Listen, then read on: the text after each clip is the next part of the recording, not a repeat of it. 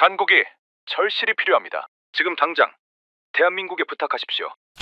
제발 우리 도와달라고 말이오. 28년 경력의 미 방산 전문가가 절규했습니다. 레이더가 적의 미사일로 가득한 레드아웃 상태에서 패트리어트는 바닥났고 72시간 내 방어막 붕괴라는 절망적 리포트가 펜타곤으로 타전됐습니다. 3천만 원짜리 드론을 막으려 수십억 미사일을 쏟아붓는 비극적 소모전 속에서 오직 한 구역만이 보이지 않는 벽처럼 완벽했습니다. 모두가 비웃던 요격률 96%가 실전 기록으로 증명된 순간이었습니다. 이제야 세계는 깨달았습니다. 진짜 강한 나라는 파괴가 아닌 끝까지 지켜내는 나라라는 사실을 말이죠. 전 세계 방산의 판도를 뒤집은 대한민국의 소름 돋는 생존 철학. 핵보다 더 막강해진 한국 무기에 초비상을 선포한 강대국들까지 대체 무슨 일이 벌어진 걸까요? 그 전에 잠깐 1초 만에 누를 수 있는 좋아요 버튼을 꾹 눌러주시면 영상 제작에 아주 큰 힘이 됩니다. 그럼 바로 시작하겠습니다. 요격 실패입니다. 반복합니다. 요격 실패. 무전기에서 그 목소리가 흘러나오는 순간 저는 손에 들고 있던 분석 보고서를 그대로 내려놨습니다.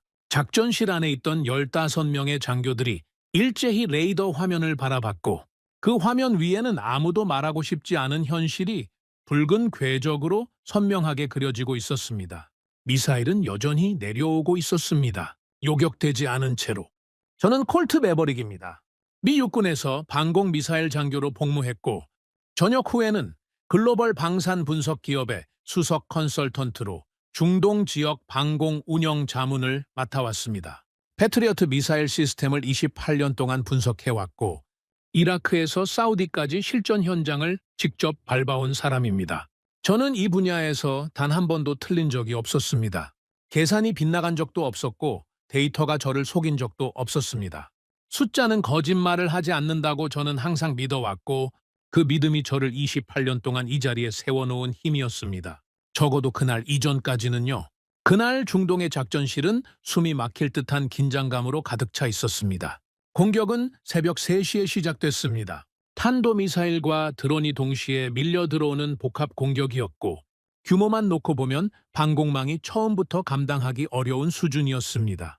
레이더 화면 위에 붉은 점들이 하나둘씩 늘어나더니 어느 순간부터는 화면 전체가 붉게 물들기 시작했습니다. 저는 그 장면을 보면서 머릿속으로 계산을 시작했습니다. 요격 가능한 수량, 남은 미사일 잔량, 그리고 적이 아직 보내지 않은 탄의 숫자까지 모든 변수를 머릿속에 집어넣고 계산을 돌렸습니다. 그런데 어느 방향으로 계산을 해도 결론이 같았습니다. 좋지 않은 결론이었습니다. 남은 패트리어트 미사일 잔량이 얼마나 됩니까? 제 질문에 옆에 있던 장교가 잠시 망설이더니 조용히 대답했습니다. 18발입니다. 18발. 그 숫자가 머릿속에 박히는 순간 저는 더 이상 냉정한 분석가가 아니었습니다. 저는 그냥 한 명의 인간으로서 그 현실을 정면으로 마주하고 있었습니다. 적의 미사일은 아직 수십 발이 남아있는 상황이었고 우리가 가진 요격 수단은 고작 18발이 전부였습니다. 수학적으로 이미 결론이 나 있는 상황이었죠. 패트리어트 미사일 한 발의 비용이 얼마인지 아십니까? 발당 수십억 원입니다. 그러니까 요격을 한 번 할 때마다 수십억 원이 하늘 위에서 그대로 사라지는 겁니다. 반면 저쪽에서 날려보내는 드론 한 대의 가격은 고작 3천만 원 수준이었습니다. 3천만 원짜리 드론을 막기 위해 수십억짜리 미사일을 쏴야 하는 구조. 저는 그 순간 깨달았습니다. 이 전쟁은 처음부터 우리가 지도록 설계된 싸움이었다는 것을.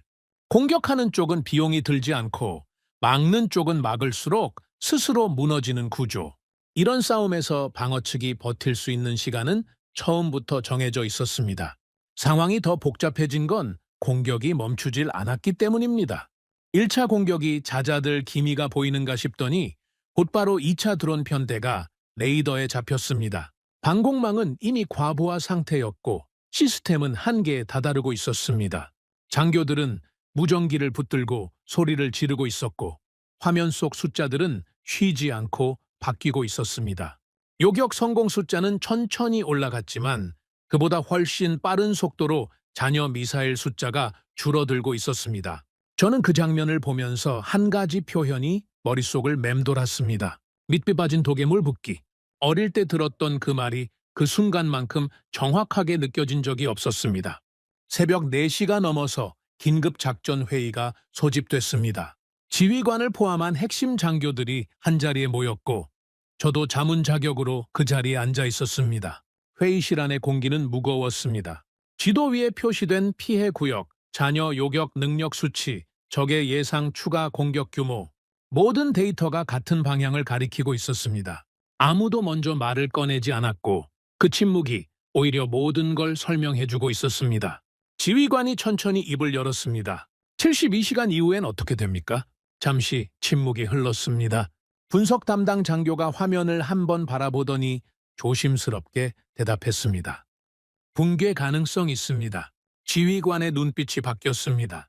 가능성이라는 단어가 마음에 걸렸던 모양입니다. 가능성이 아니라 확률로 말해요.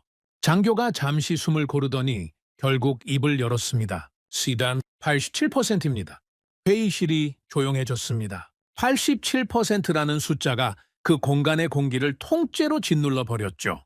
누군가 헛기침을 했고 누군가는 눈을 내리깔았습니다. 저는 그 숫자를 들으면서 아무 말도 하지 않았습니다. 반박할 수가 없었기 때문입니다. 저도 같은 계산을 하고 있었고 저도 같은 결론에 도달해 있었으니까요. 이 전쟁은 총알이 아니라 숫자로 지고 있었습니다. 방어 측이 요격을 할수록 손해를 보는 구조. 공격 측이 드론을 하나 더 날릴 때마다 방어 측은 수십 배의 비용을 지불해야 하는 구조. 전쟁이 장기화될수록 방어 측의 재고는 바닥을 드러내고 공격 측은 저비용 무기를 계속 찍어내는 상황이었습니다. 동맹국의 지원을 요청해도 한계가 있었습니다. 미사일은 공장에서 생산해서 수송하고 설치하는 데만 상당한 시간이 걸리고 그 시간 동안 하늘 위에서는 공격이 단 한순간도 멈추질 않았습니다. 보급 속도가 소비 속도를 따라잡는 것이 구조적으로 불가능한 상황이었습니다. 저는 회의실을 나와 복대 혼자 서서 머릿속을 정리했습니다. 28년 동안 이 일을 해오면서 저는 항상 해법이 있다고 믿어왔습니다. 기술이 있고 시스템이 있고 데이터가 있으면 반드시 답이 나온다고요.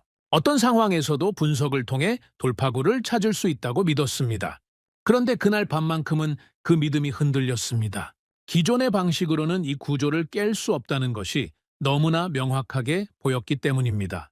더 많은 미사일을 구해온다고 해결되는 문제가 아니었습니다. 더 빠른 요격 시스템을 갖춘다고 해결되는 문제도 아니었습니다. 근본적인 구조 자체가 바뀌지 않으면 이 전쟁은 버티는 것조차 불가능한 싸움이었습니다. 그렇다면 이 구조를 깰 방법이 존재하기는 한 건가? 저는 그 질문을 머릿속에 품은 채 다시 작전실로 돌아갔습니다. 레이더 화면은 여전히 켜져 있었고 장교들은 여전히 무전기를 붙들고 있었습니다. 그 풍경은 2시간 전과 달라진 게 없었지만 저는 그 안에서 뭔가 다른 것을 찾고 있었습니다. 지금까지와는 전혀 다른 접근법, 기존의 틀을 완전히 벗어난 해법, 그리고 바로 그때였습니다. 작전실 한쪽 테이블 위에 놓인 파일 하나가 눈에 들어온 건 누군가 긴급 회의 자료와 함께 올려둔 보고서였는데 표지에 적힌 제목이 저를 그 자리에 멈추게 만들었습니다.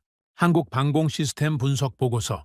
저는 처음엔 그냥 지나치려 했습니다. 솔직히 말씀드리면 그 순간 한국이라는 나라가 이 상황의 해법이 될 거라는 생각은 전혀 하지 않았습니다. 한국은 좋은 나라입니다. 기술력도 있고 발전 속도도 빠른 나라죠. 그런데 전쟁은 속도가 아니라 완성도입니다. 저는 그렇게 믿어왔습니다. 오랜 실전 경험과 방대한 데이터가 쌓인 강대국의 시스템과 비교할 수 있겠느냐고 솔직히 그렇게 생각했습니다. 그런데 그 보고서가 계속 눈에 걸렸습니다. 저는 결국 그 파일을 집어들었습니다. 그리고 첫 페이지를 넘기는 순간 숫자 하나가 눈에 박혔습니다. 요격 성공률 96%. 저는 그 숫자를 보면서 눈을 한번 감았다가 다시 떴습니다. 숫자가 바뀌지 않았습니다. 96%였습니다. 저는 28년 동안 이 일을 해오면서 그런 숫자를 본 적이 없었습니다. 그리고 그 순간부터 제 안에서 뭔가가 조용히 흔들리기 시작했습니다. 요격 성공률 96%. 저는 그 숫자를 보고 난 뒤에도 한동안 보고서를 내려놓지 못했습니다.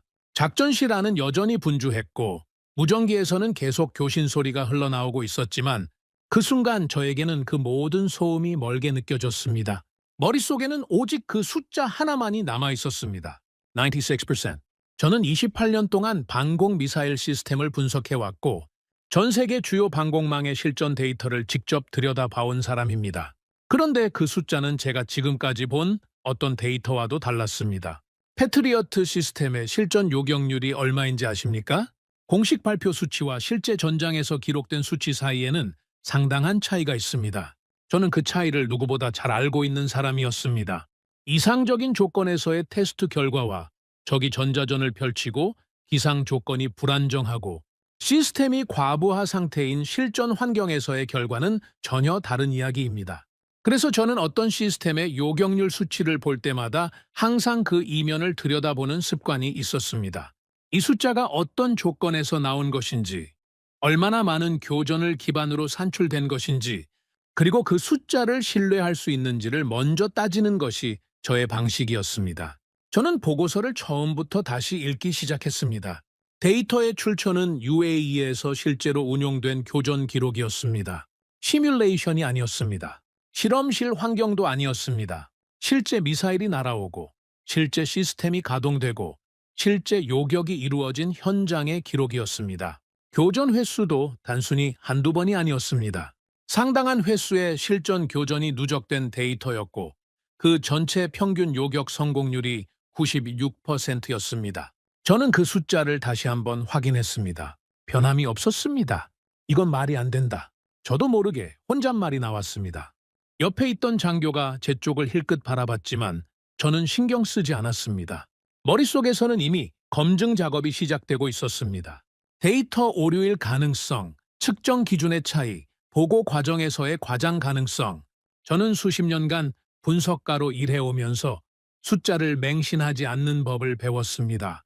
좋아 보이는 숫자일수록 더 의심해야 한다는 것을 저는 경험으로 알고 있었습니다. 그런데 보고서를 페이지 넘기면서 읽으면 읽을수록 의심할 여지가 좁아졌습니다. 교전 상황별 세부 기록, 요격 고도와 거리 데이터, 표적의 종류와 속도 분류, 기상, 조건별 성공률 차이까지 상세하게 기록되어 있었습니다. 누군가 이 데이터를 조작하려 했다면 이렇게까지 촘촘하게 만들지 않았을 겁니다. 허점을 가리기 위한 자료는 대개 두루뭉술합니다. 그런데 이 보고서는 달랐습니다. 불리한 조건에서의 결과도 숨기지 않고 담겨 있었고 실패 사례에 대한 원인 분석까지 포함되어 있었습니다. 이건 성과를 자랑하기 위한 자료가 아니라 실전을 기반으로 한 진짜 분석 보고서였습니다. 저는 보고서를 덮고 잠시 생각했습니다. 그렇다면 이 시스템의 비용은 어떻게 되는가? 다음 페이지를 펼쳤습니다. 그리고 그 페이지에서 또 한 번 멈췄습니다. 요격 미사일 단가가 기존 패트리어트 미사일의 3분의 1 수준이었습니다. 시스템 전체 도입 비용도 기존 대비 절반을 밑돌았습니다. 저는 그 수치를 보면서 처음으로 이상하다는 감각이 아니라 다른 종류의 감각을 느꼈습니다. 두려움에 가까운 무언가였습니다. 성능은 더 높고 비용은 더 낮고 실전 검증까지 완료됐다. 이건 그냥 좋은 무기가 아닙니다. 이건 제가 28년 동안 믿어온 방공체계의 패러다임 자체를 흔드는 물건입니다. 고성능은 고비용을 전제로 한다는 것이 이 업계의 상식이었고 저도 그 상식을 한 번도 의심한 적이 없었습니다. 그런데 눈앞의 데이터는 그 상식이 틀릴 수도 있다고 말하고 있었습니다. 저는 그날 밤 보고서를 들고 숙소로 돌아왔습니다. 잠을 잘 생각은 처음부터 없었습니다. 책상 위에 보고서를 펼쳐놓고 처음부터 다시 읽기 시작했습니다. 이번에는 훨씬 꼼꼼하게 모든 수치의 메모를 달면서 읽었습니다. 읽으면 읽을수록 질문이 늘어났습니다. 이 시스템은 어떤 레이더를 쓰는가? 다중표적 동시 대응 능력은 어느 수준인가? 고도별 요격 체계는 어떻게 구성되어 있는가? 재보급 주기와 유지보수 비용은 어떻게 되는가? 저는 그 질문들을 하나씩 적어 내려가면서 이 시스템이 단순히 미사일 하나를 잘 만든 것이 아니라는 사실을 서서히 깨닫기 시작했습니다. 이건 무기가 아니었습니다. 시스템이었습니다. 다음 날 아침, 저는 함께 파견된 동료 분석관 2명을 찾아갔습니다. 보고서를 보여주면서 이야기를 꺼냈더니 반응이 예상과 크게 다르지 않았습니다. 콜트, 이거 한국 거잖아. 실전 데이터가 얼마나 된다고. 첫 번째 동료의 반응이었습니다. 그의 말투에는 굳이 따져볼 필요도 없다는 뉘앙스가 담겨 있었습니다. 두 번째 동료는 보고서를 잠깐 훑어보더니 그래프 하나를 손가락으로 짚으면서 말했습니다. 96%는 특정 조건에서 나온 수치일 거야. 전체 교전 평균으로 보면 다를 거라고. 저는 그 말에 조용히 대답했습니다. 전체 교전 평균이 96%야. 잠시 침묵이 흘렀습니다. 두 번째 동료가 보고서를 다시 집어들었습니다. 페이지를 앞뒤로 넘기더니 그래프를 다시 들여다봤습니다. 그리고 잠시 후 말했습니다. 데이터 오류 아닐까? 저도 처음엔 그 가능성을 제일 먼저 생각했습니다. 그래서 저는 그날 오전 내내 보고서에 인용된 원자료 출처를 따라가면서 교차 검증을 했습니다. UAE 방공 운용 기록, 독립군사분석기관의 평가 보고서, 그리고 실제 교전에 참여한 운용 요원들의 증언 자료까지 어느 각도로 접근해도 데이터는 일관됐습니다. 오류가 아니었습니다. 과장도 아니었습니다. 96%는 진짜였습니다. 저는 그 사실을 확인하고 난 뒤 한동안 자리에 가만히 앉아 있었습니다. 창밖으로 중동의 건조한 햇살이 쏟아지고 있었고 멀리서 가끔 군용 차량이 지나가는 소리가 들렸습니다. 저는 그 소리를 들으면서 생각했습니다. 내가 지금까지 기준이라고 믿어온 것들이 정말 기준이었는가? 미국이 만든 시스템이 가장 믿을 수 있다. 오랜 실전 경험이 축적된 강대국의 방공망이 가장 완성된 형태다. 저는 이 전제를 단 한 번도 의심한 적이 없었습니다. 이 업계에서 일하는 사람이라면 대부분 그렇게 생각합니다. 그리고 솔직히 말씀드리면 그것이 단순한 믿음이 아니라 오랜 데이터가 뒷받침하는 사실이었습니다. 적어도 지금까지는 그랬습니다. 그런데 지금 제 앞에 있는 데이터는 그 전제에 정면으로 반문하고 있었습니다. 저는 보고서를 다시 펼쳤습니다. 이번에는 시스템의 구조적 특징을 분석한 부분을 집중적으로 읽었습니다. 한국의 방공 시스템이 기존 강대국 시스템과 근본적으로 다른 점이 무엇인지 이해하고 싶었습니다. 단순히 요격률 수치가 높다는 사실을 넘어서 왜 그런 결과가 나올 수 있었는지를 파악해야 했습니다. 읽으면 읽을수록 한 가지 사실이 눈에 들어왔습니다.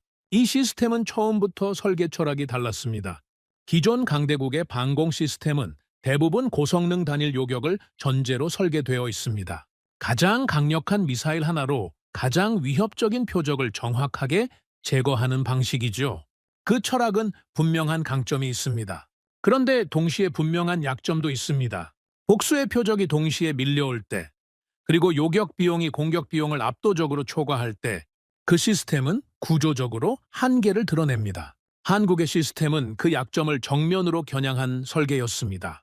저고도부터 고고도까지 각 고도에 맞는 요격 체계를 층층이 배치하고 그 각각의 체계가 서로 연동되면서 전체적인 방어망을 형성하는 구조였습니다. 어느 하나가 뚫리더라도 다음 층에서 다시 잡아내는 방식, 그리고 각 요격 수단의 단가를 낮춰 지속적인 방어가 가능하도록 설계한 것. 저는 그 구조를 이해하는 순간 등에서 소름이 돋는 것을 느꼈습니다. 우리는 더 강하게 공격하는 방법을 연구했습니다. 그런데 한국은 더 오래 막는 방법을 연구하고 있었습니다. 그것이 근본적인 차이였습니다. 전쟁을 바라보는 시각 자체가 달랐습니다. 우리가 화력과 파괴력에 집중하는 동안 한국은 생존과 지속성에 집중하고 있었습니다. 그리고 그 선택이 지금 이 전장에서 어느 쪽이 더 현실적인 해법인지를 데이터로 증명하고 있었습니다. 저는 그날 밤 늦게까지 분석을 계속했습니다. 메모지는 가득 찼고 보고서 여백에는 제가 적어 내려간 질문들이 빼곡하게 채워졌습니다. 그리고 분석을 할수록 한 가지 사실이 점점 더 선명하게 다가왔습니다. 이건 단순히 좋은 무기를 발견한 게 아니었습니다. 저는 지금까지 제가 기준으로 삼아온 틀 자체가 흔들리는 것을 경험하고 있었습니다. 28년 동안 이 일을 해오면서 저는 단 한 번도 이런 감각을 느껴본 적이 없었습니다. 누군가에게 쥐고 있다는 느낌, 내가 모르는 무언가를 누군가는 이미 알고 있다는 느낌, 그리고 그 누군가가 지구 반대편의 작은 나라라는 사실. 저는 그날 밤 잠을 이루지 못했습니다. 머릿속에서 96%라는 숫자가 계속 맴돌았습니다. 그 숫자는 단순한 성능 수치가 아니었습니다. 그건 제가 지금까지 믿어온 세계에 대한 도전이었습니다. 그리고 저는 그 도전을 외면할 수가 없었습니다. 중동의 전황은 하루가 다르게 악화되고 있었고 저는 현장을 벗어날 수 있는 상황이 아니었습니다. 직접 한국에 가서 시스템을 눈으로 확인하고 싶었지만 지금 이 상황에서 중동을 떠난다는 것은 선택지에 없었습니다. 매일 새로운 교전 데이터가 쏟아지고 있었고 지휘부는 저 같은 분석관이 현장에 붙어 있기를 원했습니다. 저는 다른 방법을 찾아야 했습니다. 가장 먼저 한 것은 UAE 방공 운용 책임자에게 직접 연락을 취하는 것이었습니다. 보고서에 담긴 데이터의 출처를 직접 확인하고 싶었고 실제로 그 시스템을 운용한 사람의 이야기를 들어야 했습니다. 데이터는 숫자입니다. 숫자는 맥락을 담지 못합니다. 그 숫자 뒤에 어떤 상황이 있었는지, 어떤 조건에서 그 결과가 나왔는지는 직접 현장을 경험한 사람만이 말해줄 수 있습니다. 연락이 닿은 건 이틀 뒤였습니다. UAE 방공사령부 소속 알만수리 대령이었습니다. 그는 실제로 한국 방공 시스템 도입 과정에 깊이 관여했고 실전 운용 초기부터 지금까지 전체 교전 데이터를 직접 관리해온 인물이었습니다.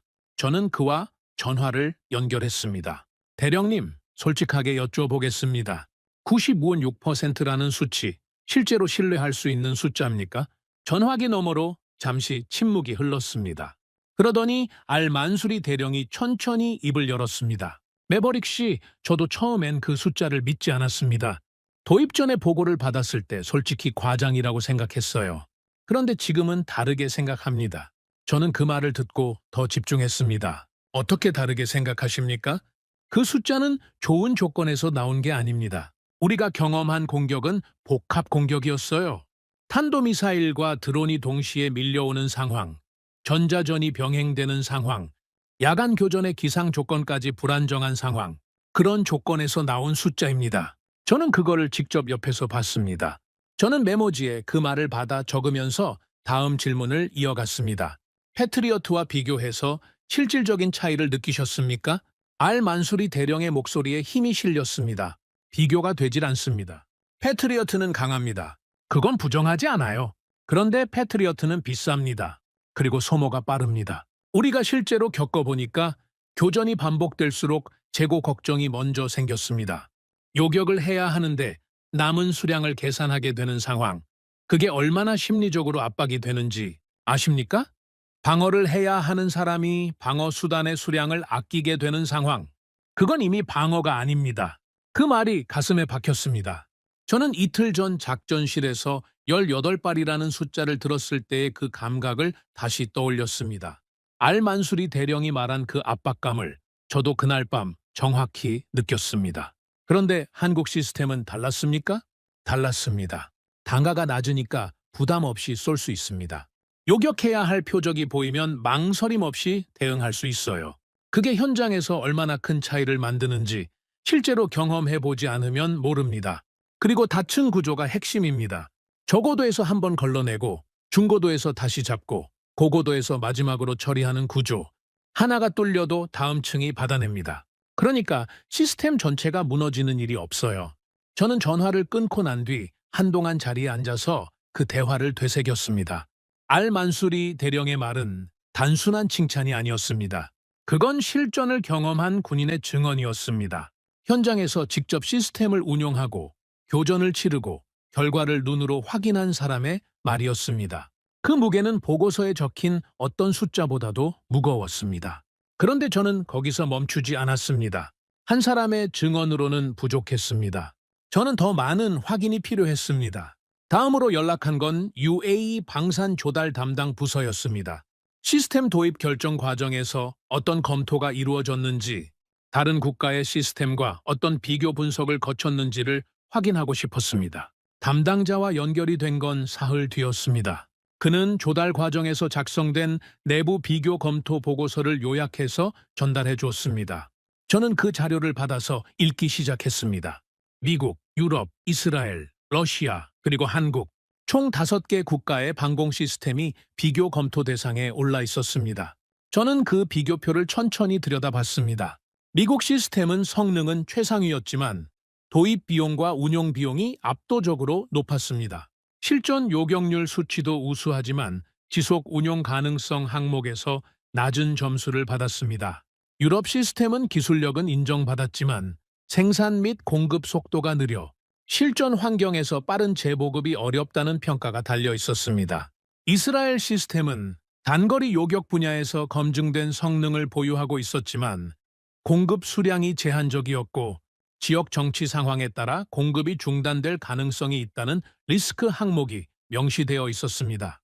그리고 한국 시스템 항목에 이르렀을 때 저는 비교표에서 가장 긴 시간을 보냈습니다. 요격 성능, 비용 효율, 공급 안정성, 유지보수 용이성, 다층 방어 구성 가능성, 모든 항목에서 고르게 높은 평가를 받고 있었습니다. 어느 한 항목이 특출나게 높은 게 아니라 전 항목에서 균형 잡힌 높은 점수. 저는 그 구조를 보면서 이 시스템이 왜 실전에서 강한지를 이해했습니다. 어느 하나가 무너져도 전체가 흔들리지 않는 구조. 그건 무기의 설계 철학이 아니라 전쟁을 바라보는 시각의 차이였습니다. 비교 검토 보고서의 마지막 페이지에는 최종 결정 의견이 적혀 있었습니다. 저는 그 문장을 2번 읽었습니다. 현재 전황을 고려할 때 지속 가능한 방어 능력의 확보가 최우선이며 이 기준에서 한국 시스템이 유일한 현실적 선택지입니다. 유일한 현실적 선택지.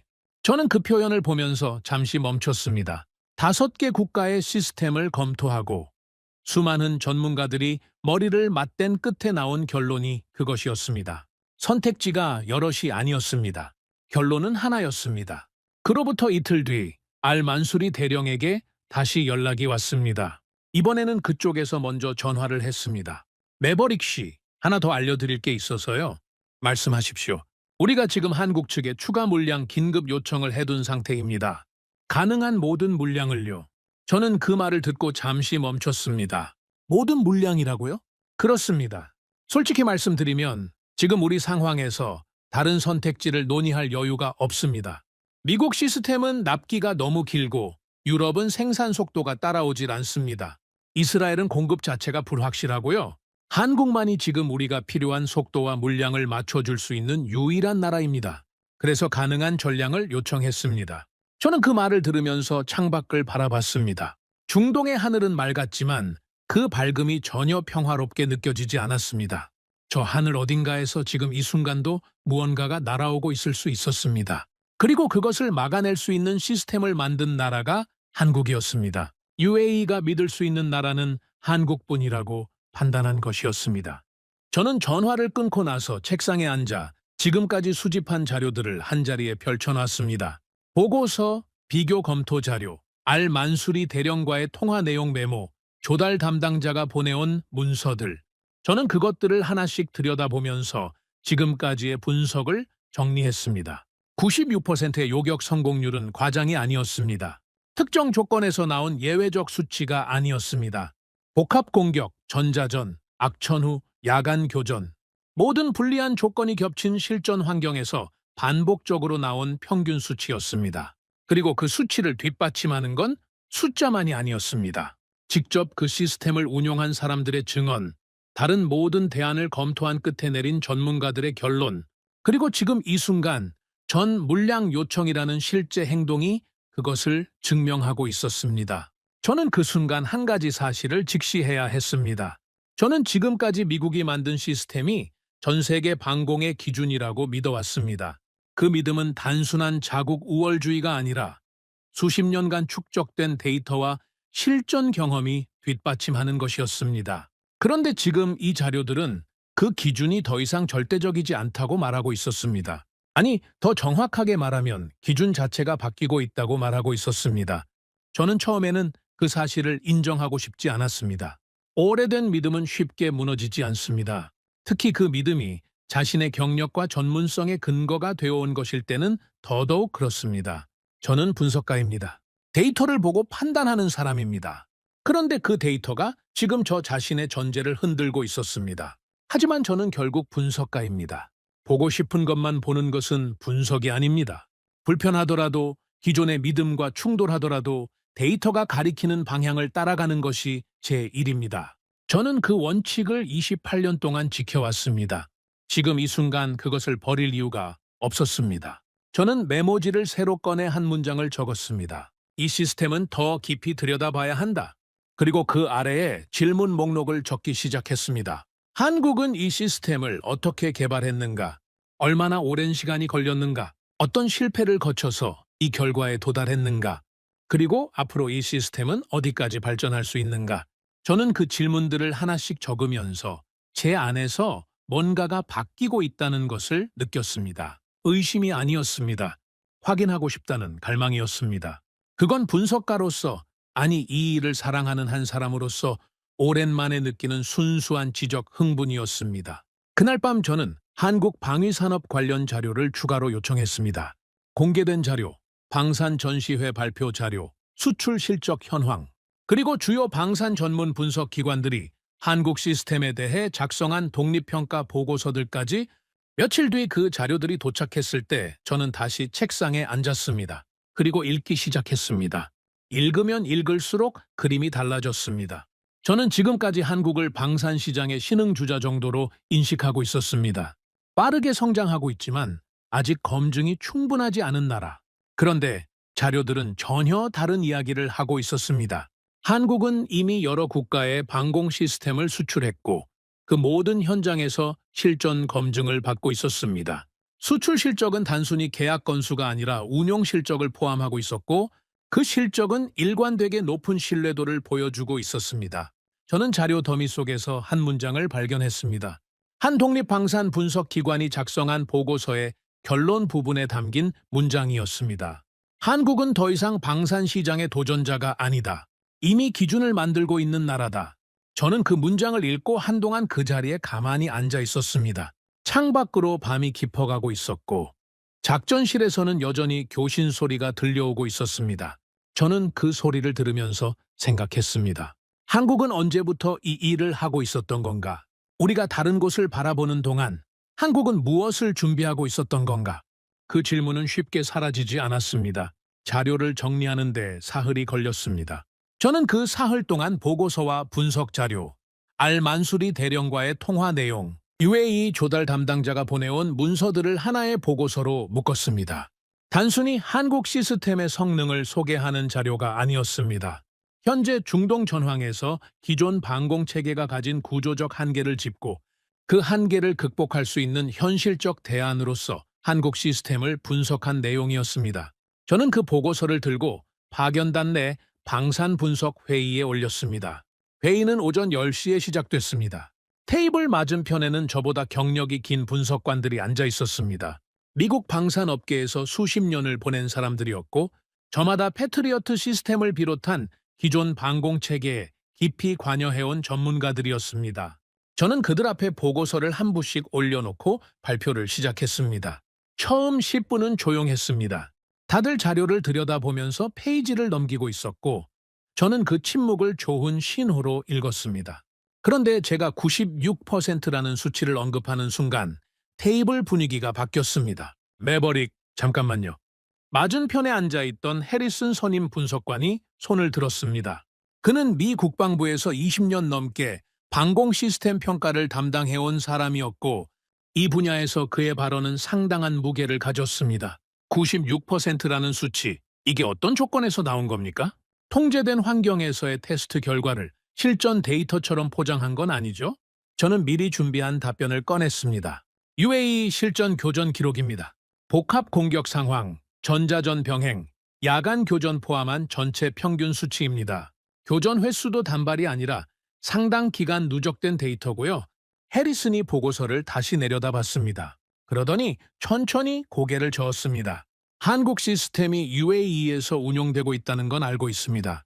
그런데 매버릭, 우리가 생각해야 할 건 그 운용 환경이 얼마나 제한적이냐는 겁니다. UAE의 방공 위협 수준과 우리가 상정하는 전면전 수준은 다릅니다. 제한된 환경에서의 좋은 성적이 전면전에서도 그대로 유지된다는 보장이 어디 있습니까? 그건 무시할 수 없는 지적이었습니다. 저는 인정했습니다. 그 지적은 맞습니다. 전면전 수준의 검증은 아직 이루어지지 않았습니다. 그러나 지금 우리가 마주하고 있는 전황이 이미 상당한 수준의 복합 위협이고 그 환경에서 반복적으로 이 수치가 나왔다는 점은 무시할 수 없습니다. 이번에는 테이블 오른편에 앉아있던 맥밀런이 끼어들었습니다. 그는 록히드 마틴에서 오랫동안 패트리어트 시스템 개발에 관여한 이력이 있는 인물이었습니다. 비용 얘기 좀 해봅시다. 저는 이 보고서에서 한국 시스템 단가가 패트리어트의 3분의 1 수준이라고 나와 있는데 이게 어떻게 가능하다고 생각합니까? 성능이 비슷하거나 더 높은데 가격이 3분의 1이라면 반대로 생각하면 우리가 그 오랜 세월 동안 필요 이상으로 돈을 낭비해 왔다는 얘기가 됩니까? 그 질문에는 날이 서 있었습니다. 표면적으로는 데이터에 대한 의문을 제기하는 것처럼 들렸지만 저는 그 안에 담긴 다른 의미를 알아챘습니다. 만약 한국 시스템의 수치가 사실이라면 그건 단순히 한국 무기가 좋다는 얘기로 끝나지 않습니다. 그건 지금까지 미국이 주도해온 방산 시장의 가격 구조와 성능 기준이 재검토되어야 한다는 의미가 됩니다. 그 재검토의 파장이 어디까지 미치는지는 이 자리에 앉아 있는 사람들 모두가 알고 있었습니다. 저는 그 긴장을 인식하면서도 물러서지 않았습니다. 비용 차이는 설계 철학의 차이에서 비롯된 겁니다. 한국 시스템은 처음부터 지속 가능한 운용을 전제로 설계됐습니다. 한 발 한 발의 단가를 낮추고 대신 층층이 쌓인 다중방어 구조로 전체 효율을 끌어올리는 방식입니다. 고성능 단발 요격에 집중한 기존 방식과는 근본적으로 접근이 다른 겁니다. 맥밀런이 코웃음을 쳤습니다. 설계 철학이요. 듣기 좋은 말이네요. 매버릭, 솔직히 말합시다. 한국이 이 분야에 본격적으로 뛰어든 게 얼마나 됐습니까? 우리가 수십 년 동안 쌓아온 실전 데이터와 기술 노하우를 단기간에 따라잡았다는 게 납득이 됩니까? 저는 이 보고서가 한국 측에서 제공한 자료를 충분한 검증 없이 수용한 것은 아닌지 걱정됩니다. 그 말을 듣는 순간 저는 이 대화가 어디로 흘러가고 있는지를 명확하게 느꼈습니다. 이건 기술 토론이 아니었습니다. 이건 자존심의 문제였습니다. 해리슨도, 맥밀런도, 이 자리에 있는 다른 분석관들도 그들이 진정으로 두려워하는 건 한국 시스템의 신뢰성이 아니었습니다. 그들이 두려워하는 건 그 신뢰성이 사실로 확인되는 것이었습니다. 저는 잠시 숨을 고르고 천천히 말했습니다. 맥밀런 씨, 저도 처음엔 같은 의심을 했습니다. 그래서 사흘을 검증하는 데 썼습니다. 원자료를 따라가서 교차 확인했고 직접 현장 운용 책임자와 통화했으며 독립분석기관의 평가 보고서까지 검토했습니다. 그 결과가 이 보고서입니다. 저는 이 자료를 맹신하는 게 아닙니다. 그러나 이 데이터를 무시하는 것도 분석가의 자세가 아닙니다. 회의실 안에 침묵이 흘렀습니다. 해리슨이 보고서를 덮으면서 말했습니다. 좋습니다. 검토는 하겠습니다. 그러나 이 내용을 공식 보고 라인에 올리는 건 시기상조입니다. 실전 검증이 더 필요하고 출처 신뢰도 확인도 추가로 이루어져야 합니다. 회의는 그렇게 끝났습니다. 저는 회의실을 나오면서 무거운 감각을 느꼈습니다. 제 보고서가 완전히 묵살된 건 아니었습니다. 검토는 하겠다는 말을 들었으니까요. 그러나 그 검토가 진짜 열린 마음으로 이루어질 거라고는 기대하기 어려웠습니다. 저는 그 자리에서 논리가 아니라 벽을 마주했다는 것을 알고 있었습니다. 데이터를 보지 않는 벽, 숫자보다 자존심을 먼저 보는 벽. 그날 오후 저는 숙소로 돌아와 혼자 생각을 정리했습니다. 해리슨과 맥밀런의 반응이 머릿속에서 떠나질 않았습니다. 그들의 반발은 감정적인 것처럼 보였지만 저는 그것을 단순히 고집이나 편견으로 치부하고 싶지 않았습니다. 그들도 이 분야에서 오랜 세월을 보낸 전문가들이었고 그들의 우려에는 나름의 근거가 있었습니다. 한국 시스템이 UAE 환경에서 좋은 성적을 냈다는 건 사실입니다. 그러나 그것이 모든 전장 환경에서도 동일하게 작동한다는 보장은 아직 없습니다.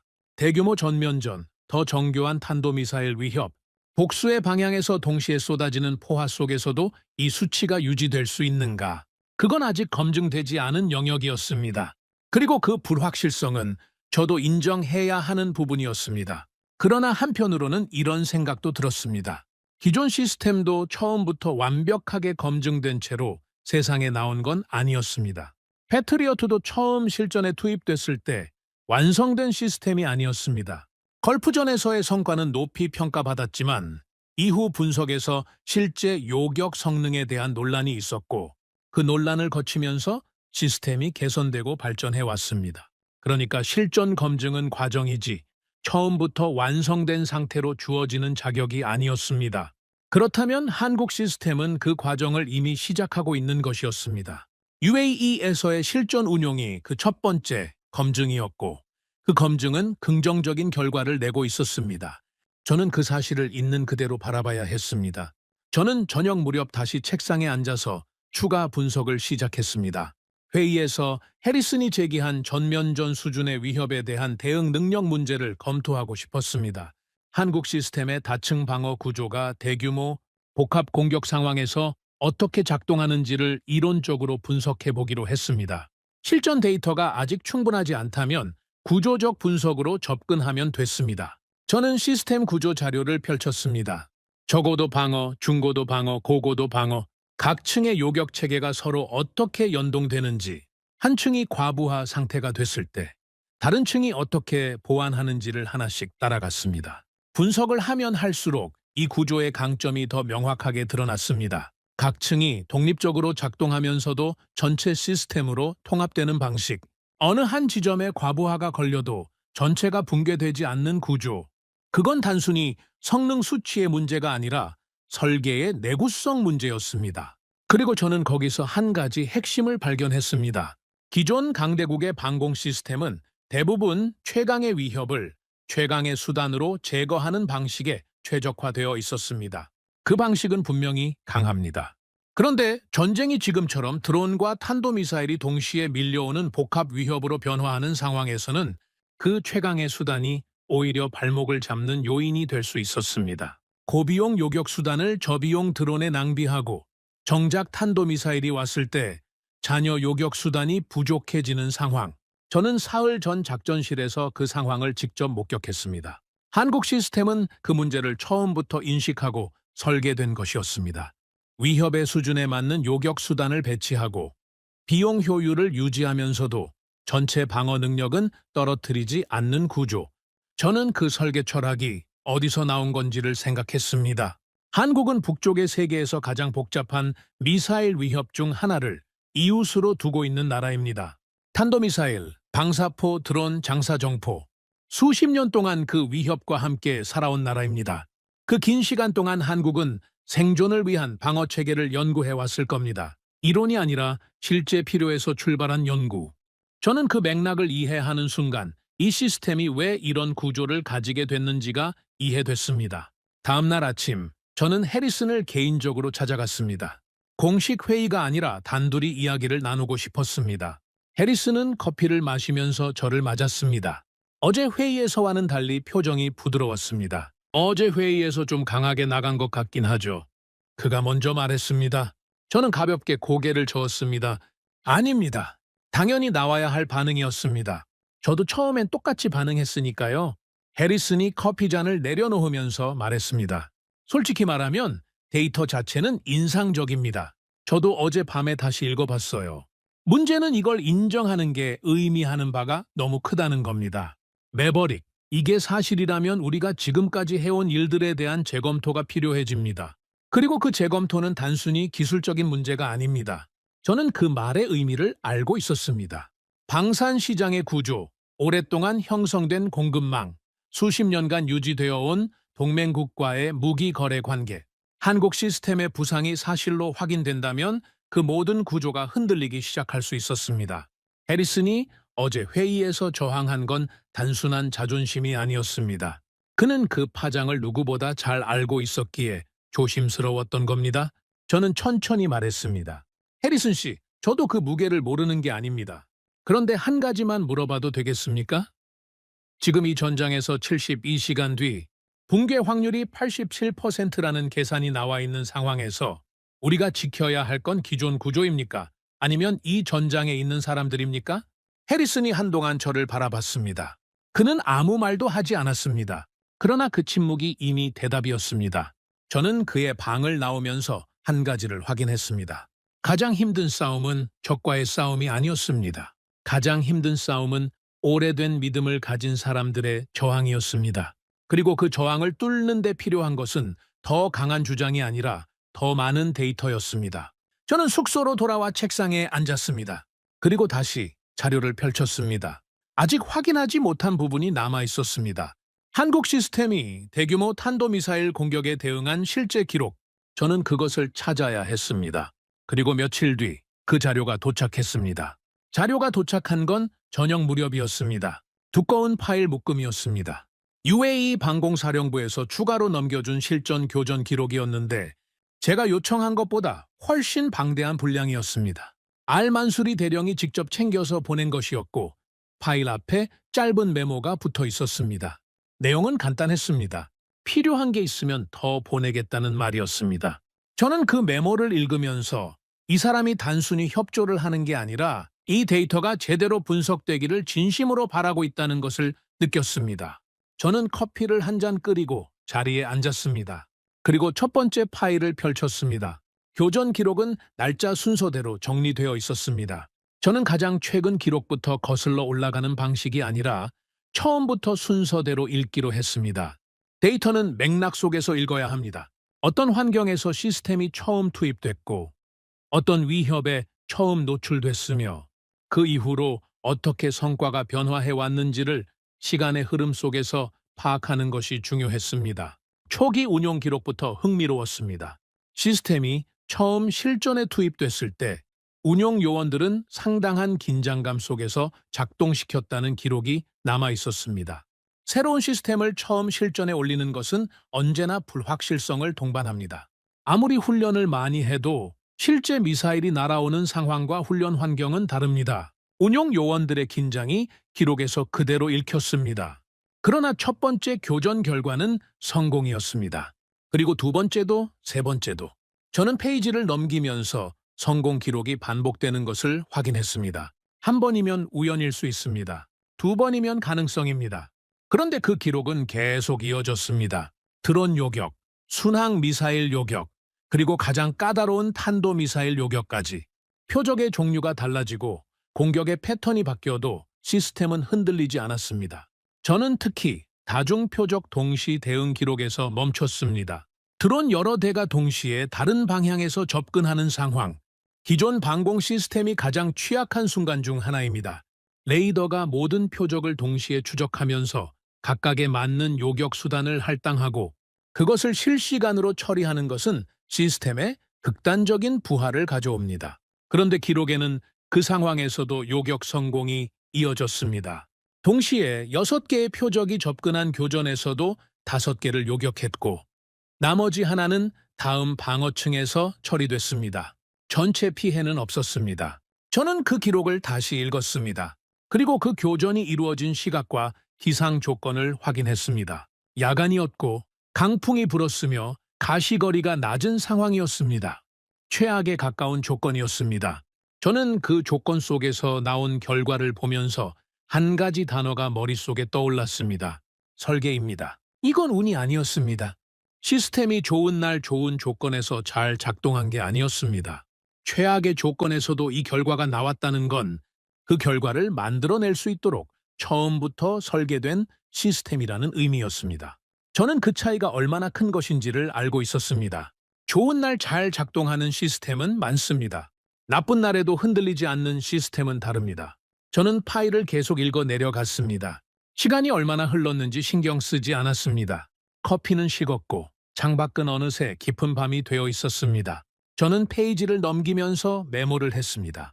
교전 성공률의 변화 추이, 표적 종류별, 요격 성공률, 시스템 운용 시간 대비 성능 유지율, 숫자들이 쌓이면서 하나의 그림이 만들어지기 시작했습니다. 그림은 제가 예상했던 것보다 훨씬 선명했습니다. 요격 성공률은 초기 운용 시점부터 지금까지 일관되게 높은 수준을 유지하고 있었습니다. 시스템이 노후화되면서 성능이 떨어지는 현상도 보이지 않았습니다. 오히려 운용 경험이 쌓이면서 요원들의 숙련도가 올라가고 그것이 전체 성과를 소폭 끌어올리는 추세도 확인됐습니다. 그리고 가장 중요한 부분, 재보급 기록을 확인했을 때 저는 또 한 번 멈췄습니다. 요격 소모량 대비 재보급 속도가 균형을 이루고 있었습니다. 쏘는 속도와 채워지는 속도가 맞아떨어지는 구조. 저는 사흘 전 작전실에서 봤던 장면을 다시 떠올렸습니다. 18발. 요격을 할수록 잔여 수량이 줄어들고 재보급은 쫓아오지 못하는 상황. 그 구조와 지금 제 앞에 있는 기록은 완전히 달랐습니다. 소모와 보급이 균형을 이루는 시스템. 저는 그게 기술의 문제가 아니라 전략의 문제라는 것을 이해했습니다. 얼마나 강하게 쏘느냐가 아니라 얼마나 오래 버틸 수 있느냐를 처음부터 설계한 시스템이었습니다. 버티는 전쟁. 저는 그 개념을 다시 생각했습니다. 전통적인 방공 개념은 위협을 제거하는 데 초점이 맞춰져 있습니다. 가장 강력한 표적을 가장 정확하게 격추하는 것. 그게 방공의 목표였습니다. 그런데 현대 전쟁의 위협은 그 개념이 전제하는 것보다 훨씬 다양하고 훨씬 많고 훨씬 저렴해졌습니다. 3천만 원짜리 드론을 수백 대 날리는 공격을 기존 방식으로 막으려면 수천억 원이 소모됩니다. 그 구조 속에서 방어 측이 지속적으로 버티는 건 경제적으로 불가능합니다. 결국 방어 측은 재고가 고갈되면서 무너집니다. 물리적으로 뚫리는 게 아니라 경제적으로 소진되는 겁니다. 한국 시스템은 그 문제의 본질을 꿰뚫고 있었습니다. 위협의 수준에 맞는 비용으로 대응하는 것, 드론에는 드론 수준의 비용으로 대응하고, 탄도미사일에는 그에 맞는 수단으로 대응하는 것, 그 균형이 지속 가능한 방어를 만들어냅니다. 저는 그 개념이 이론이 아니라 지금 이 데이터 속에서 실제로 작동하고 있다는 것을 확인했습니다. 기적은 한 번이면 우연입니다. 두 번이면 가능성이죠. 그런데 이 기록 속의 성공은 수십 번이었습니다. 이건 기적이 아니었습니다. 구조였습니다. 다음 날 아침, 저는 알만수리 대령에게 전화를 걸었습니다. 밤새 읽은 자료에서 몇 가지 추가로 확인하고 싶은 것들이 있었습니다. 대령님, 자료 잘 받았습니다. 한 가지 여쭤보고 싶은 게 있습니다. 다중표적 동시 대응 기록 중에 6개 표적이 동시에 접근한 사례가 있던데 그 교전 당시 운용 요원들의 반응이 어땠습니까? 시스템의 과부하가 걸린다거나 대응 속도가 느려진다는 느낌이 있었습니까? 알만수리 대령이 잠시 생각하더니 대답했습니다. 그 교전 저도 기억합니다. 솔직히 말씀드리면 처음엔 긴장했습니다. 6개가 동시에 들어오는 건 우리도 처음이었으니까요. 그런데 시스템이 알아서 처리했습니다. 운용 요원이 일일이 표적을 지정하는 게 아니라 시스템이 우선순위를 판단하고 자동으로 할당하는 방식이었습니다. 요원들이 해야 할 일은 최종 확인뿐이었어요. 그러니까 6개가 와도 요원들이 느끼는 부하는 2개 왔을 때와 크게 다르지 않았습니다. 저는 그 설명을 듣고 메모를 했습니다. 자동 우선순위 판단 시스템. 그건 단순히 요격 미사일의 성능 문제가 아니라 소프트웨어와 인공지능 영역의 이야기였습니다. 하드웨어가 강해도 그것을 운용하는 소프트웨어가 따라주지 않으면 실전에서 한계가 드러납니다. 그런데 한국 시스템은 그 2가지가 균형 잡힌 형태로 통합되어 있었습니다. 운용 요원 훈련 기간은 어떻게 됩니까? 기존 패트리어트 운용 인력과 비교해서 적응 속도 차이가 있었습니까? 그것도 인상적이었습니다. 우리 요원들이 기본 운용을 익히는 데 걸린 시간이 기존 시스템보다 상당히 짧았습니다.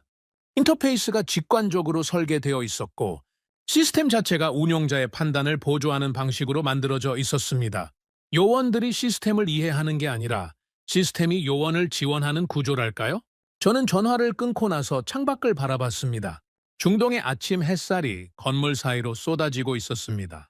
저는 그 빛을 바라보면서 어젯밤 내내 읽은 자료들을 머릿속에서 정리했습니다. 성능, 비용, 지속성, 운용성, 어느 하나가 특출난 시스템은 있습니다. 그런데 이 4가지가 동시에 균형을 이루는 시스템은 드뭅니다. 아니, 솔직히 말하면 저는 지금까지 그런 시스템을 본 적이 없었습니다. 무언가 뛰어나면 반드시 어딘가 부족한 것이 있었습니다. 비싼 시스템은 강하지만 지속 운용이 어렵고 저렴한 시스템은 운용은 쉽지만 성능에 한계가 있었습니다. 그게 이 분야의 오랜 상식이었습니다. 그런데 한국 시스템은 그 상식에 도전하고 있었습니다. 저는 그 도전이 얼마나 어려운 일인지를 알고 있었습니다. 이건 단순히 엔지니어링의 문제가 아닙니다.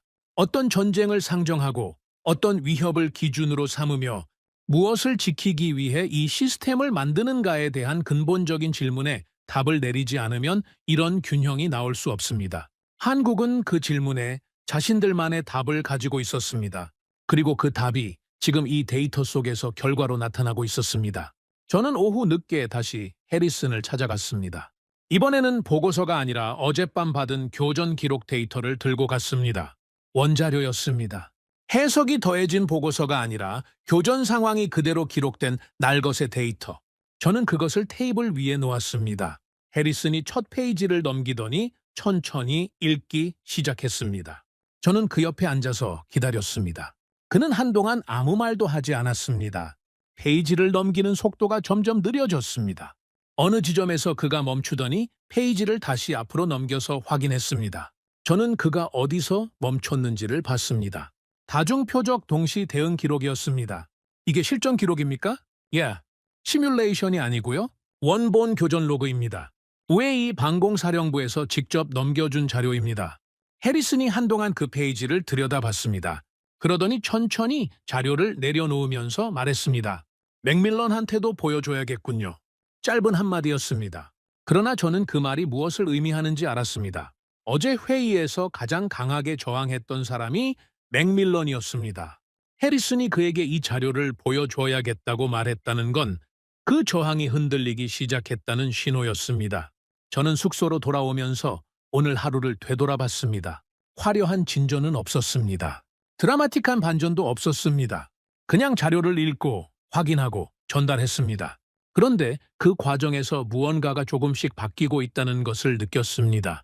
해리슨의 눈빛이 달라졌고 그의 말 한마디가 달라졌습니다. 데이터는 천천히 그러나 확실하게 사람의 생각을 바꾸고 있었습니다. 그날 밤 저는 마지막 파일을 펼쳤습니다. 알만수리 대령이 보낸 자료 묶음 중에서 아직 읽지 않은 마지막 파일이었습니다. 표지에는 별도의 제목이 없었고 안쪽에 날짜와 함께 짧은 메모가 붙어 있었습니다. 이 교전은 우리가 처음으로 탄도미사일을 요격한 기록입니다. 저는 그 문장을 읽고 자세를 고쳐 앉았습니다. 탄도미사일 요격. 이 분야에서 가장 어려운 과제 중 하나입니다. 빠른 속도로 높은 고도에서 낙하하는 탄도미사일을 요격하는 것은 드론이나 순항미사일 요격과는 기술적 난이도가 완전히 다른 차원의 일입니다. 총알을 총알로 맞추는 것에 비유하는 건 결코 과장이 아닙니다. 저는 그 기록을 천천히 읽기 시작했습니다. 탄도미사일 요격 기록은 다른 교전 기록들과 분위기가 달랐습니다. 다른 기록들은 데이터 중심으로 정리되어 있었습니다. 교전 시각, 표적 종류, 요격 고도, 성공 여부, 숫자와 분류 항목이 깔끔하게 정리된 형식이었습니다. 그런데 이 기록에는 운용 요원의 상황 보고가 그대로 담겨 있었습니다. 교전이 진행되는 동안 실시간으로 주고받은 교신 내용이 시간 순서대로 기록되어 있었고 저는 그것을 읽으면서 그 현장에 있는 것 같은 느낌을 받았습니다. 탄도미사일이 탐지된 건 발사 후 초기 단계였습니다. 레이더가 궤적을 잡았고 시스템이 자동으로 위협 등급을 분류했습니다. 운용 요원의 첫 번째 보고는 짧았습니다. 탄도미사일 탐지, 요격 준비 완료. 그 다음 교신부터 긴장감이 올라갔습니다. 미사일은 예상보다 빠른 속도로 낙하하고 있었고 요격 가능 시간이 빠르게 줄어들고 있었습니다. 요격 명령이 떨어진 건 탐지 후 불과 수십 초 만이었습니다. 그리고 그로부터 몇 초 후 교신 기록에 단 한 줄이 적혔습니다. 요격 성공? 저는 그 두 글자를 읽고 잠시 파일을 내려놨습니다. 요격 성공? 단순한 두 글자였습니다. 그런데 그 두 글자가 의미하는 것이 얼마나 큰 것인지를 저는 알고 있었습니다. 탄도미사일을 요격한다는 것은 이 분야에서 최상위 기술력의 영역입니다. 전 세계에서 그것을 실전에서 해낼 수 있는 시스템이 몇 개나 되는지를 저는 알고 있었습니다. 그리고 그 목록에 한국이 들어가 있다는 사실을 저는 그 순간 더 이상 의심할 수 없었습니다. 총알을 총알로 맞춘 겁니다. 저는 그 표현이 과장이 아니라는 것을 이제 데이터로 확인했습니다.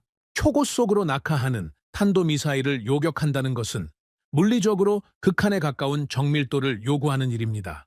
탐지에서 추적, 계산, 발사, 요격까지 이어지는 전 과정이 오차 없이 맞아떨어져야만 가능한 일이죠. 그리고 그 일이 실전에서 이루어졌습니다. 통제된 실험 환경이 아니라 실제로 도시를 향해 날아오는 미사일을 향해서 저는 파일을 다시 들고 나머지 기록을 읽었습니다. 탄도미사일 요격은 이 한 번으로 끝나지 않았습니다. 이후 기록에도 유사한 교전이 반복됐고 결과는 일관됐습니다. 완벽하지는 않았습니다. 몇 번의 실패 기록도 있었습니다. 저는 그 실패 기록을 오히려 더 주의 깊게 읽었습니다. 실패가 어떤 조건에서 발생했는지, 그 실패에서 무엇을 배웠는지를 확인하고 싶었습니다. 실패 기록에는 원인 분석이 상세하게 달려 있었습니다. 요격 각도의 문제, 표적 속도 계산의 오차, 기상 조건의 돌발적 변화. 각 실패마다 원인이 분명하게 분석되어 있었고 그 이후 교전 기록에는 그 원인이 보완된 흔적이 보였습니다. 실패를 숨기지 않고 분석에 활용했다는 것. 저는 그 점이 오히려 이 시스템과 이 시스템을 운용하는 사람들에 대한 신뢰를 높여줬습니다. 완벽하다고 주장하는 시스템보다 실패를 인정하고 개선하는 시스템이 더 믿을 만합니다. 저는 파일을 덮고 자리에서 일어났습니다. 밤 공기가 차가웠고 저는 잠시 창문을 열고 바깥 공기를 들이마셨습니다. 머릿속이 복잡했습니다. 복잡하다기보다는 오히려 너무 많은 것이 정리되어 버린 느낌이었습니다. 의심할 여지가 하나씩 사라지고 있었습니다. 처음에 가졌던 모든 반문들이 데이터 앞에서 하나씩 무너지고 있었습니다. 다음 날 오전, 해리슨과 맥밀런을 포함한 분석관 전원이 다시 모였습니다. 이번에는 제가 소집한 회의가 아니었습니다. 해리슨이 직접 자리를 만들었습니다. 저는 그것만으로도 뭔가가 달라졌다는 것을 알았습니다. 해리슨이 먼저 말을 꺼냈습니다. 어제 매버릭이 가져온 교전 원자료를 밤새 검토했습니다. 맥밀런 씨도 봤고요. 우리 둘 다 같은 결론에 도달했습니다. 이 데이터는 무시할 수 없습니다. 맥밀런이 자료를 테이블 위에 내려놓으면서 말했습니다. 솔직히 말하겠습니다. 저는 이틀 전까지만 해도 이 시스템을 과대평가된 신흥 무기로 봤습니다. 그런데 탄도미사일 요격 기록을 보고 나서 생각이 바뀌었습니다. 이건 우리가 가볍게 넘길 수 있는 데이터가 아닙니다. 저는 그 말을 들으면서 이틀 전 회의실에서의 분위기를 떠올렸습니다. 그때 맥밀런의 코웃음 소리가 귀에 선명했습니다. 같은 사람이 맞는지 싶을 만큼 달라진 반응이었습니다. 데이터가 사람을 바꾼 겁니다. 주장이 아니라 숫자가, 논리가 아니라 실전 기록이 그를 바꾼 겁니다. 해리슨이 이어서 말했습니다. 우리가 짚어봐야 할 건 이겁니다. 드론 전쟁과 탄도미사일 위협이 동시에 존재하는 현재 전장 환경에서 기존 방공 체계가 구조적으로 한계를 드러내고 있다는 건 이미 우리 모두 알고 있는 사실입니다. 지난주 작전실 상황이 그것을 증명했고요. 그렇다면 지금 이 전장에서 현실적으로 그 한계를 보완할 수 있는 게 무엇인지를 따져봐야 합니다. 저는 준비한 자료를 펼쳤습니다. 비용 구조 비교표였습니다. 현재 방공체계의 가장 큰 문제는 지속 가능성입니다. 요격 비용이 공격 비용을 압도적으로 초과하는 구조에서는 시간이 지날수록 방어 측이 불리해집니다. 반면 한국 시스템은 요격 단가를 기존 대비 3분의 1 수준으로 낮추면서도 성능을 유지했습니다. 이 구조 차이가 장기전에서 어떤 결과를 만드는지는 계산해보면 바로 나옵니다. 맥밀런이 비교표를 들여다보면서 말했습니다. 72시간 이후 붕괴 확률 87%. 그게 현재 시스템 기준이었죠. 한국 시스템 기준으로 같은 계산을 해보면 어떻게 됩니까? 저는 이미 그 계산을 해놓고 있었습니다. 요격 단가가 낮아지고 재보급 속도가 따라붙는다는 가정하에 붕괴 시점이 72시간에서 훨씬 뒤로 밀립니다. 공격 측이 같은 속도로 드론과 미사일을 계속 투입한다고 해도 방어 측이 경제적으로 소진되는 시점이 형역하게 달라집니다. 회의실 안이 조용해졌습니다. 저는 그 침묵이 저항의 침묵이 아니라는 것을 알았습니다. 이건 생각하는 침묵이었습니다. 숫자가 가리키는 방향을 각자 머릿속에서 따라가고 있는 침묵. 해리슨이 천천히 말했습니다. 전쟁은 화력이 아니라 지속성이다. 그 말이 회의실 안에 조용히 울렸습니다. 저는 그 문장이 누군가의 주장이 아니라 데이터에서 도출된 결론이라는 것을 알았습니다. 해리슨 스스로가 그 결론에 도달한 겁니다. 저는 아무 말도 덧붙이지 않았습니다. 덧붙일 필요가 없었습니다. 회의가 끝나고 저는 혼자 남아서 오늘 나눈 이야기들을 정리했습니다. 불과 사흘 전만 해도 이 자리에 있는 사람들은 한국 시스템을 검증이 부족한 신흥 무기로 취급했습니다. 그런데 지금 같은 사람들이 그 시스템의 구조적 강점을 논의하고 있었습니다. 변화는 조용히 왔습니다. 드라마틱한 반전이 아니라 데이터가 쌓이면서 천천히, 그러나 돌이킬 수 없는 방향으로 흘러왔습니다. 저는 창밖을 바라봤습니다. 중동의 하늘은 오늘도 맑았습니다. 그러나 저 하늘 아래 어딘가에서는 지금도 공격이 진행되고 있었고 누군가는 그것을 막아내기 위해 싸우고 있었습니다. 저는 그 현실을 떠올리면서 한 가지 생각이 선명하게 떠올랐습니다. 비싼 무기가 강한 게 아닙니다. 오래 버티는 무기가 강합니다. 그리고 오래 버티는 것이 결국 살아남는 것입니다. 한국은 그 진리를 무기로 만들어냈습니다. 저는 그날 저녁 알 만수리 대령에게 마지막으로 전화를 했습니다. 대령님, 한 가지 여쭤봐도 되겠습니까? 한국에 추가 물량을 요청했다고 하셨는데 그 결정을 내리는데 얼마나 걸렸습니까? 알 만수리 대령이 잠시 생각하더니 대답했습니다. 오래 걸리지 않았습니다. 데이터를 보고 나서 결정했습니다. 우리에게 필요한 건 가장 강한 무기가 아니라 끝까지 우리 곁에 있어줄 수 있는 무기였습니다. 그리고 지금 그 조건을 충족하는 나라는 한국뿐입니다. 끝까지 곁에 있어줄 수 있는 무기. 저는 그 표현을 받아 적으면서 전화를 끊었습니다. 그리고 그 문장이 오랫동안 머릿속에서 떠나질 않았습니다. 가장 강한 것이 아니라 끝까지 함께할 수 있는 것. 그게 진짜 힘이었습니다. 그리고 그 힘을 가진 나라가 한국이었습니다. 회의가 끝나고 사흘이 지났습니다. 그 사흘 동안 전황은 멈추지 않았습니다. 오히려 더 나빠졌습니다. 공격 측은 전술을 바꿨습니다. 이전까지는 드론과 탄도미사일을 번갈아 투입하는 방식이었다면 이번에는 달랐습니다. 드론 수십 대를 먼저 띄워서 방공망의 주위를 분산시킨 뒤 그 틈을 파고드는 형태로 탄도미사일을 동시에 투입하는 방식이었습니다. 방공망을 물리적으로 뚫는 게 아니라 과부하를 유발해서 빈틈을 만드는 전술이었죠. 저는 그 패턴을 분석하면서 공격 측이 단순히 무기를 쏘는 게 아니라 방어 시스템의 구조적 약점을 연구하고 있다는 것을 느꼈습니다. 그리고 그 전술은 효과가 있었습니다. 기존 방공망은 흔들렸습니다. 드론 대응에 요격 수단이 소모되는 동안 탄도미사일이 들어오는 상황. 저는 그 교전 데이터를 실시간으로 받아보면서 이틀 전 회의에서 나온 붕괴 확률 수치가 다시 머릿속을 파고드는 것을 느꼈습니다. 87%. 그 숫자는 단순한 예측이 아니었습니다. 지금 눈앞에서 현실이 되어가고 있었습니다. 해리슨이 저를 찾아온 건 그날 저녁이었습니다. 매버릭, 오늘 교전 데이터 봤습니까? 봤습니다. 어떻게 생각합니까? 저는 잠시 생각하다가 대답했습니다.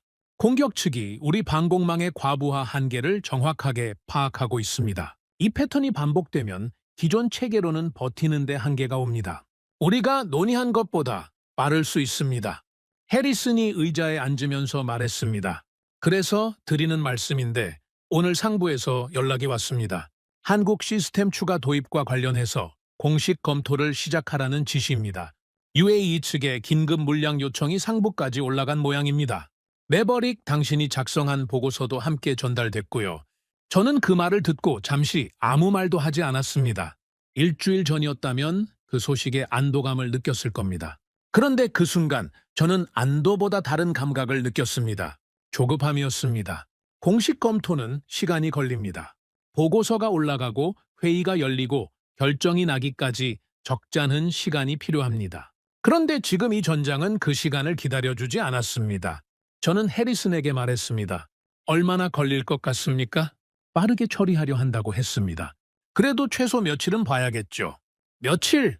저는 그 말을 들으면서 오늘 교전 데이터를 다시 떠올렸습니다. 며칠 안에 전황이 어떻게 바뀔지 아무도 알 수 없는 상황이었습니다. 그날 밤 저는 잠을 이루지 못했습니다. 교전 데이터가 계속 머릿속을 맴돌았고 이번 공격에서 뚫린 방어 구간이 어디였는지 다음 공격에서 어느 지점이 더 취약해질지를 계속 계산했습니다. 새벽 2시가 넘어서 저는 결국 자리에서 일어나 책상에 앉았습니다.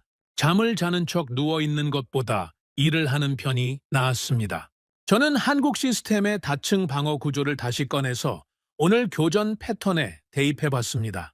공격 측이 사용한 드론과 탄도미사일 동시 투입 전술을 한국 시스템이 맞닥뜨렸다면 어떤 결과가 나왔을까?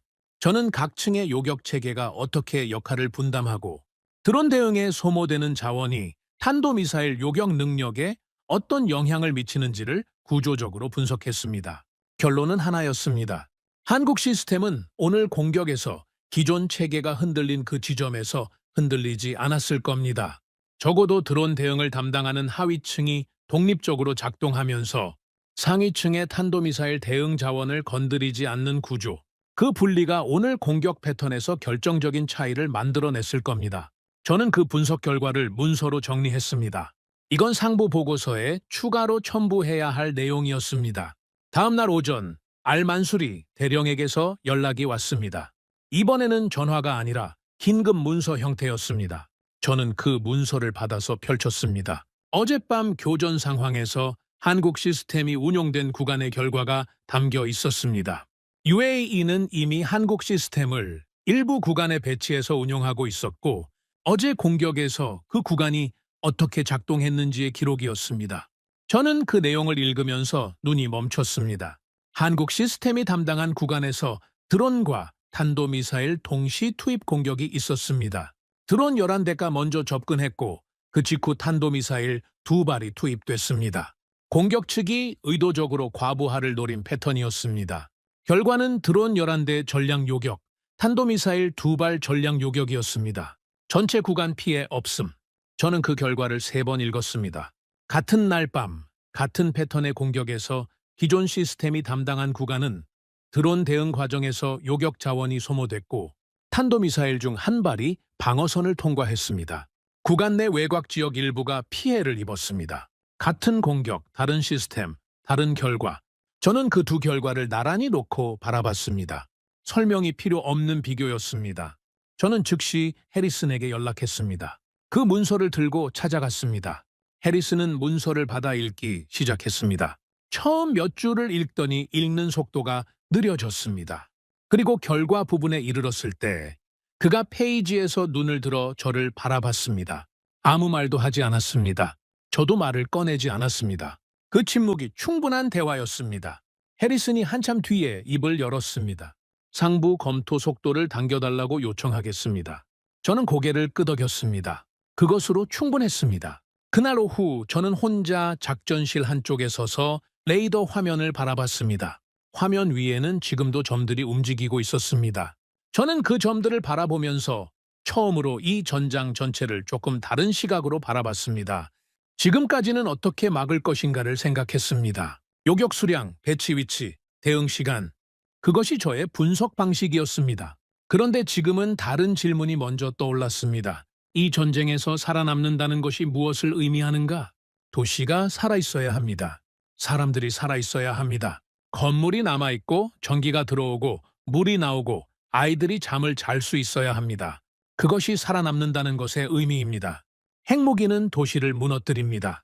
한 발로 모든 것을 끝낼 수 있습니다. 그 파괴력은 부정할 수 없습니다. 그러나 핵은 도시를 살아있게 만들지 못합니다. 핵은 파괴의 무기이지 생존의 무기가 아닙니다. 한국의 방공망은 다릅니다. 저는 그 생각이 머릿속에서 선명해지는 것을 느꼈습니다. 한국의 방공 시스템이 하는 일은 도시를 계속 살아있게 만드는 겁니다. 미사일이 날아올 때 그것을 막아서 도시의 불빛이 꺼지지 않게 하는 것, 사람들이 잠에서 깨어나 일상을 이어갈 수 있게 하는 것, 그것이 이 시스템이 하는 일입니다. 파괴하는 것이 아니라 지키는 것, 죽이는 것이 아니라 살리는 것. 저는 28년 동안 무기를 분석해왔습니다. 어떤 무기가 더 강한지, 어떤 시스템이 더 많은 것을 파괴할 수 있는지를 분석해왔습니다. 그게 저의 일이었습니다. 그런데 그날 작전실에서 저는 처음으로 그 방향이 반대일 수도 있다는 것을 생각했습니다. 더 많이 파괴하는 무기가 아니라 더 완벽하게 지키는 무기. 그것이 어쩌면 진짜 강한 무기일 수 있다는 것을 우리는 공격을 연구했습니다. 어떻게 하면 더 멀리, 더 정확하게, 더 강하게 타격할 수 있는지를 연구했습니다. 그것이 강대국 방산의 오랜 방향이었습니다. 그런데 한국은 다른 방향을 연구했습니다. 어떻게 하면 살아남을 수 있는지를, 어떻게 하면 도시가 무너지지 않을 수 있는지를, 어떻게 하면 마지막까지 버틸 수 있는지를. 그 차이가 지금 이 전장에서 숫자로 나타나고 있었습니다. 저는 그날 저녁 지금까지 작성한 모든 분석 자료를 하나의 보고서로 통합했습니다. 1장부터 정리했습니다. 중동 전장의 현실, 기존 방공체계의 구조적 한계, 한국 시스템의 발견과 검증 과정, 실전 교전 데이터 분석, 그리고 어젯밤 같은 공격에서 나온 2가지 결과의 비교.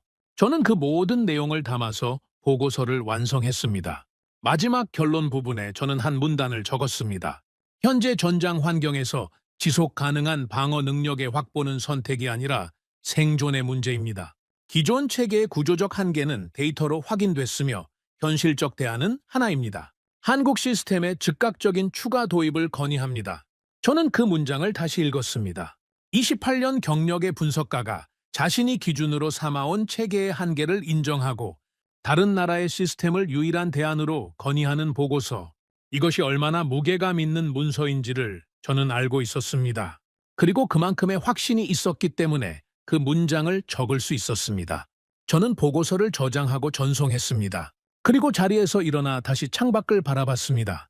밤이 깊었고 도시의 불빛이 창문 너머로 보였습니다. 저는 그 불빛들을 바라보면서 생각했습니다.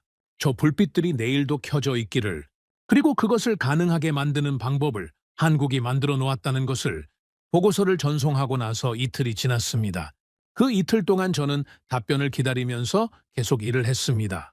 전황 데이터를 분석하고 교전 기록을 업데이트하고 추가로 확인이 필요한 부분을 정리했습니다. 기다리는 동안 멈춰 있을 수 없었습니다. 이 전장은 누군가 답변을 기다리는 동안에도 쉬지 않고 움직이고 있었으니까요. 답변이 온 건 사흘째 되던 날 오전이었습니다. 해리슨이 문서 한 장을 들고 저를 찾아왔습니다.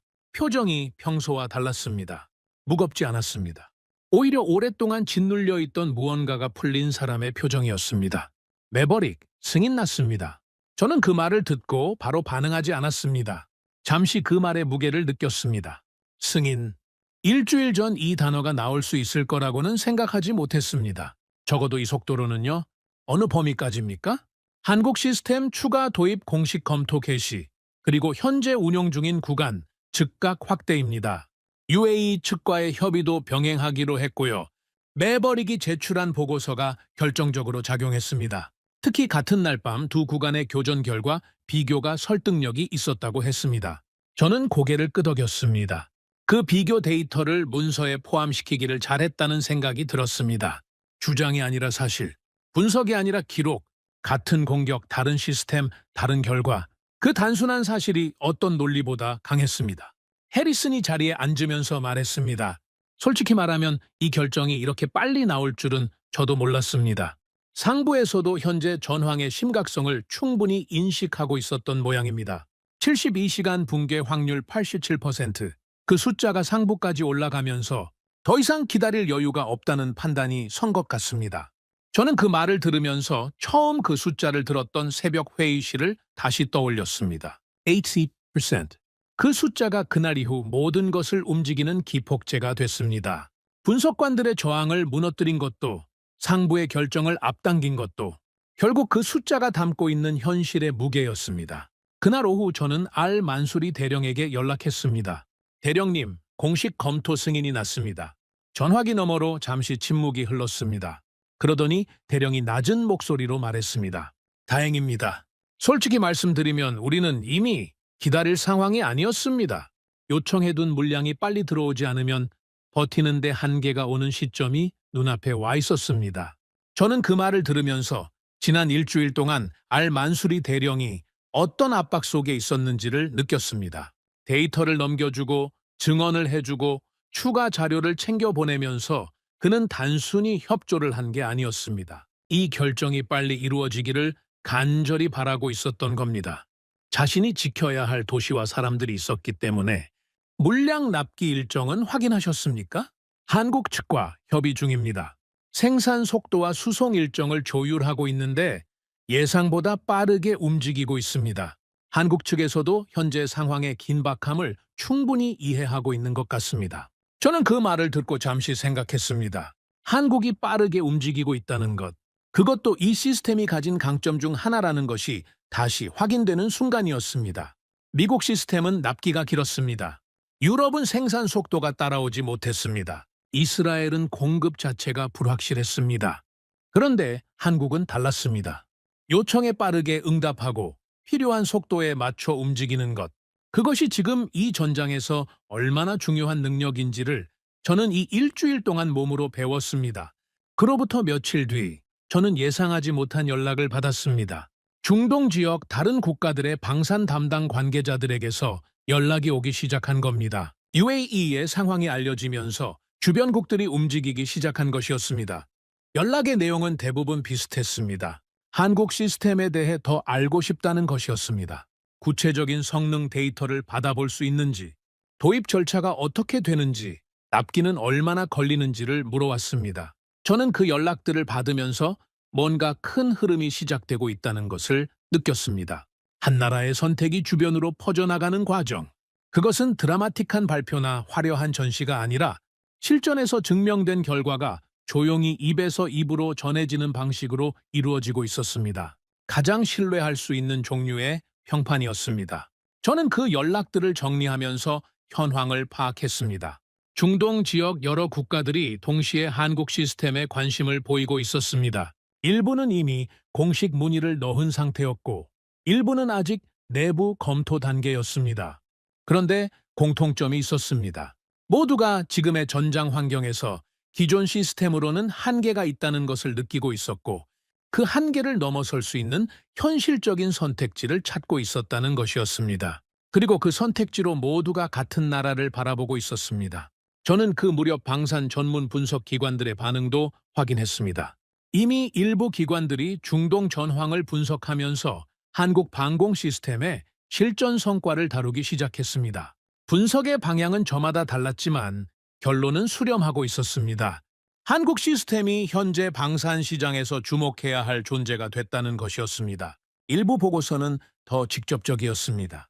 방공 시스템 분야에서 한국이 새로운 기준을 제시하고 있다는 표현을 쓴 곳도 있었습니다. 새로운 기준. 저는 그 표현을 읽으면서 일주일 전 이 모든 것이 시작됐던 순간을 떠올렸습니다.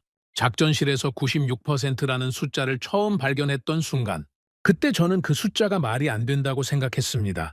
존재할 수 없는 수치라고 생각했습니다. 그런데 지금 저는 그 수치가 말이 된다는 것을 압니다. 그 수치가 존재할 수 있는 이유를 압니다. 그리고 그 수치가 이 전장에서 무엇을 의미하는지를 압니다. 저는 최종 보고서를 마무리하면서 처음부터 다시 읽었습니다. 일주일 동안의 분석과 검증과 설득의 과정이 그 보고서 안에 담겨 있었습니다. 저는 마지막 페이지에 이르러서 잠시 멈췄습니다. 그리고 결론 문단 아래 한 단락을 더 적었습니다. 저는 28년 동안 전쟁을 분석해왔습니다. 그 28년 동안 저는 더 강한 무기를 찾는 일을 해왔습니다. 더 멀리, 더 정확하게, 더 강하게 파괴할 수 있는 무기를. 그것이 이 일의 목표라고 생각했습니다. 그런데 이번 일주일이 저에게 다른 것을 가르쳐 줬습니다. 전쟁에서 진짜 중요한 것은 더 강하게 파괴하는 것이 아니라 더 오래 살아남는 것이라는 것을, 도시의 불빛이 꺼지지 않게 하는 것이라는 것을, 그리고 그 방법을 찾아낸 나라가 있다는 것을. 저는 그 단락을 다시 읽었습니다. 분석 보고서에 어울리지 않는 문장일 수도 있었습니다. 그러나 지우고 싶지 않았습니다. 이건 데이터가 아니라 제가 이번 일을 통해 배운 것이었고 그것을 기록으로 남기고 싶었습니다. 저는 보고서를 저장하고 자리에서 일어났습니다. 창밖으로 중동의 저녁이 내려앉고 있었습니다. 붉은 노을이 도시 위로 퍼지고 있었고 그 아래 도시의 불빛들이 하나둘씩 켜지기 시작했습니다. 저는 그 풍경을 바라보면서 한 가지를 생각했습니다. 저 불빛들이 오늘 밤도 꺼지지 않았다는 것을, 그리고 내일도 그 다음 날도 저 불빛들이 계속 켜져 있을 수 있도록 누군가는 지금 이 순간도 하늘을 지키고 있다는 것을. 저는 이 일을 시작했을 때 전쟁이 무엇인지 안다고 생각했습니다. 28년의 경력이 그 자신감의 근거였습니다. 그런데 이번 일주일이 저에게 다시 배우게 만들었습니다. 전쟁의 본질은 파괴가 아닙니다. 전쟁의 본질은 생존입니다. 더 많이 부수는 쪽이 이기는 게 아니라 끝까지 살아남는 쪽이 이기는 겁니다. 저는 그 단순한 진리를 28년이 지나서야 제대로 이해했습니다. 핵은 도시를 무너뜨립니다. 한 발로 모든 것을 끝낼 수 있습니다. 그 파괴력 앞에서 아무것도 남지 않습니다. 그런데 한국의 방공망은 다른 일을 합니다. 날아오는 것을 막아서 도시가 계속 서 있게 만듭니다. 사람들이 계속 살아있게 만듭니다. 불빛이 꺼지지 않게 만듭니다. 그것이 핵보다 강한 이유입니다. 파괴하는 능력이 아니라 살아남게 하는 능력. 그것이 진짜 강함입니다. 우리는 공격을 연구했습니다. 한국은 생존을 완성했습니다. 저는 그 문장을 마음속에 새기면서 창문을 닫았습니다. 내일도 이 전장은 계속될 겁니다. 데이터는 계속 쌓일 것이고 분석은 계속되어야 할 겁니다. 그러나 한 가지만큼은 이제 확실합니다. 세계가 답을 찾고 있을 때 그 답은 하나였습니다. 한국. 오늘의 사연은 여기까지입니다. 구독과 좋아요는 영상 제작에 아주 큰 힘이 됩니다. 지금까지 감동 테라스 저는 소희였습니다. 오늘도 우리 구독자님들의 가정에 따뜻한 행복이 가득하시길 진심으로 바라겠습니다. 긴 영상 끝까지 시청해주셔서 정말 감사합니다. 내일 더 좋은 이야기로 찾아뵙겠습니다. 감사합니다.